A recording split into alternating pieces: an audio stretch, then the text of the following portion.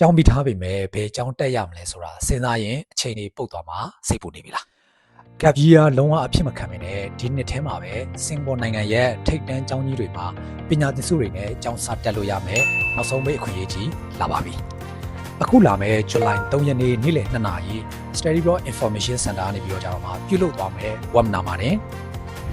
Kaplan Singapore ရဲ့ August intake အတွက်ကျောင်းလာကတဝက်တီတီတက်လာနိုင်မယ် 50% Diploma Scholarship အကြောင်း PSB Academy ရဲ့အနည်းဆုံး July intake ကို Singapore dollar 4,000 အထိကျောင်းလာကတက်တာခွင့်နဲ့အပြင်အောက်တိုဘာကျောင်းဖွင့်ချိန်အတွက် 40% Diploma Scholarship ရယူနိုင်မယ်အခွင့်အရေးတွေကိုတပြိုင်တည်းဝေမျှပေးသွားမှာဖြစ်ပါတယ်။ဒါ့အပြင် webinar အတွင်းမှာပဲကိုယ့်ရဲ့ပညာရေးစာရွက်စာတမ်းတွေကိုပေးပို့ပြီးတော့ကြတော့မှဘယ်ပညာသင်ဆုနဲ့ကိုက်ညီမလဲဆိုတာကိုကျွန်တော်တို့ရဲ့ပညာရေးတိုင်ပင်ခံအဖွဲ့က real time profile assessment ကိုလည်းပြုလုပ်ပေးသွားမှာပါ။အချိန်ကန့်သတ်ထားတာမို့လို့အခုပဲ link ကနေတစ်ဆင့်အခမဲ့ဆင်းပေးသူပြီးတော့ကြတော့မှကိုယ့်ရဲ့အနာဂတ်အတွက်ကိုအမြန်ဆုံးအကောင့်ထဲပေါ်လိုက်ကြအောင်။ဇူလိုင်3ရက်နေ့ webinar မှာပြန်ဆုံတွေ့ကြပါမယ်။